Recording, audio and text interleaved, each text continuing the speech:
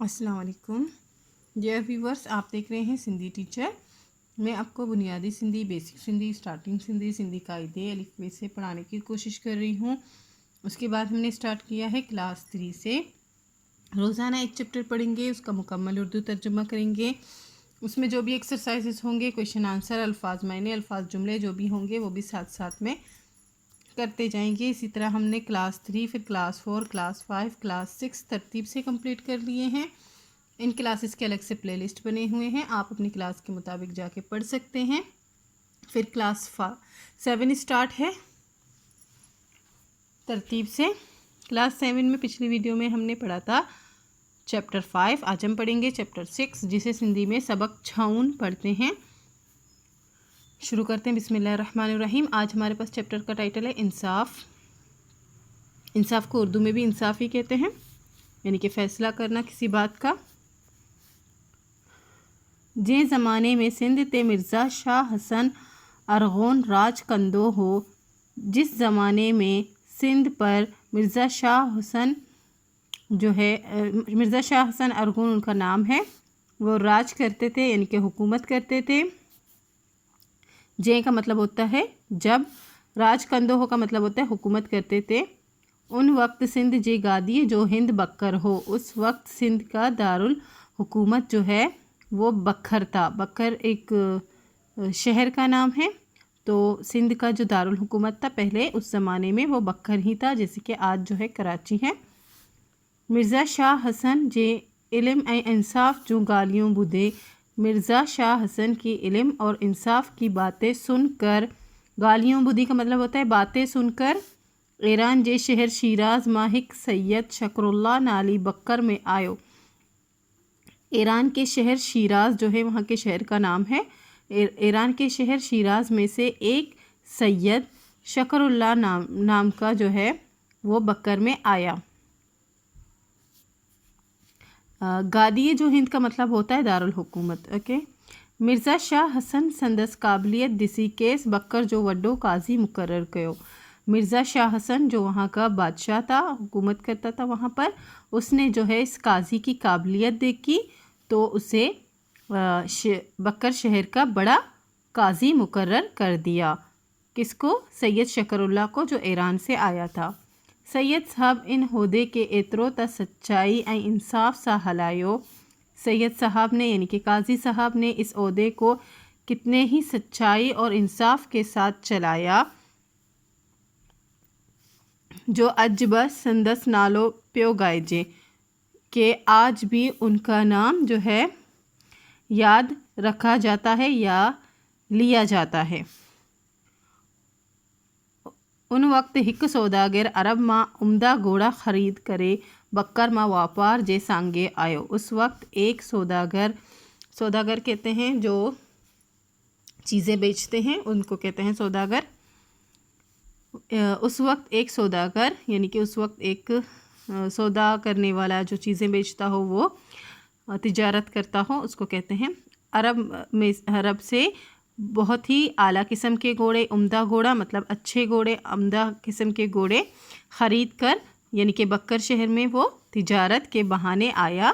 तिजारत के लिए आया भी कह सकते हैं, तिजारत के बहाने भी कह सकते हैं। सांगी का मतलब होता है के लिए भी, और बहाने से मतलब बहाना भी इसको कहते हैं, और के लिए भी कहते हैं।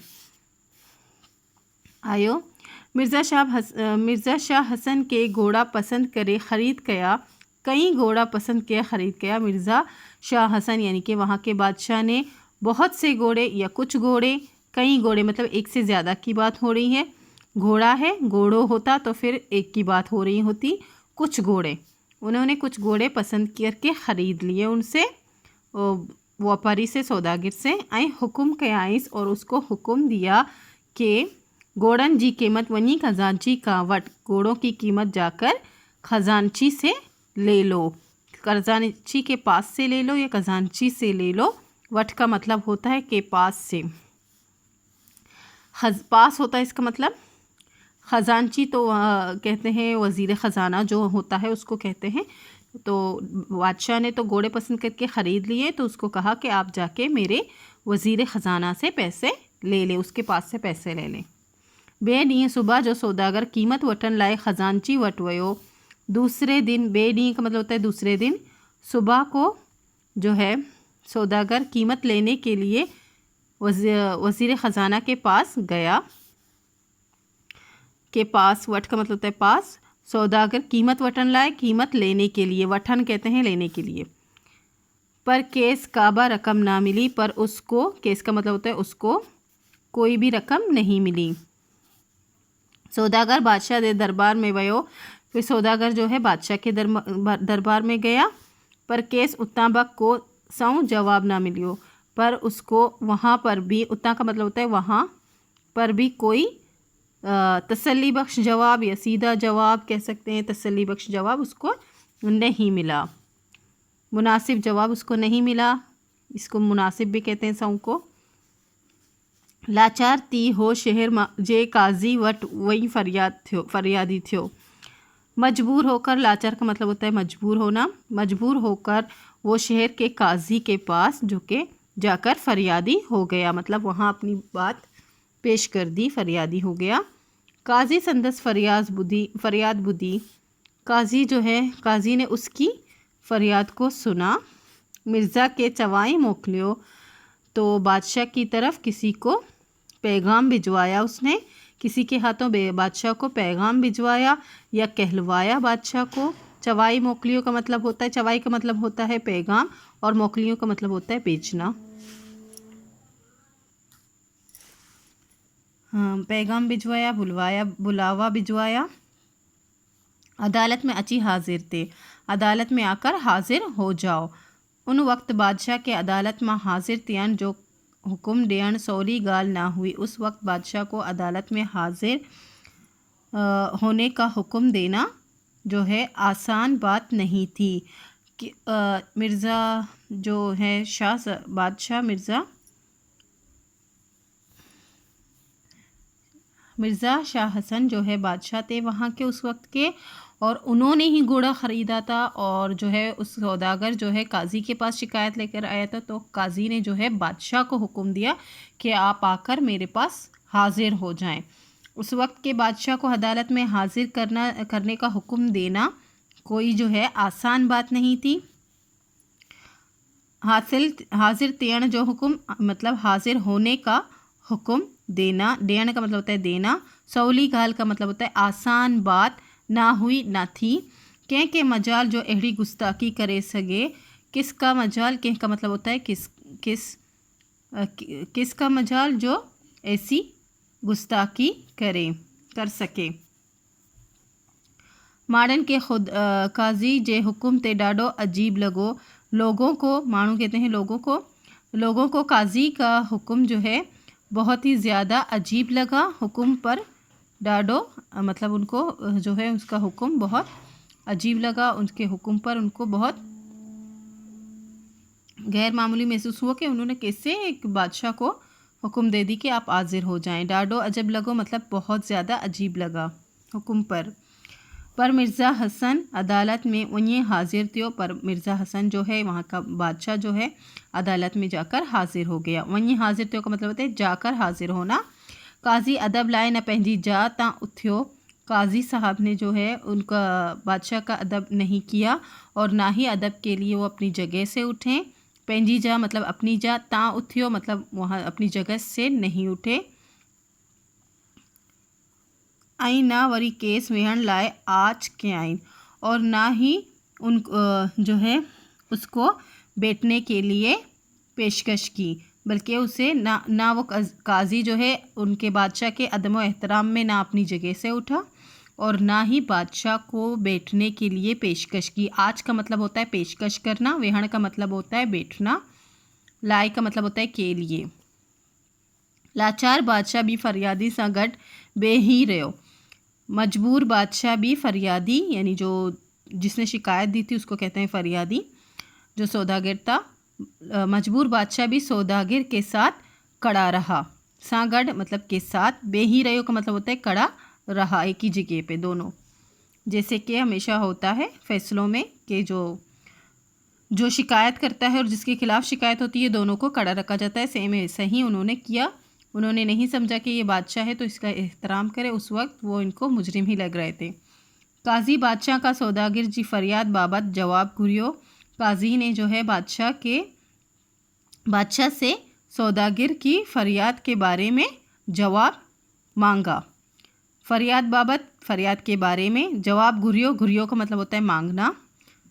बादशाह घोड़न जी ख़रीदारी के कबूल कयो। बादशाह ने घोड़ों की ख़रीदारी को कबूल किया।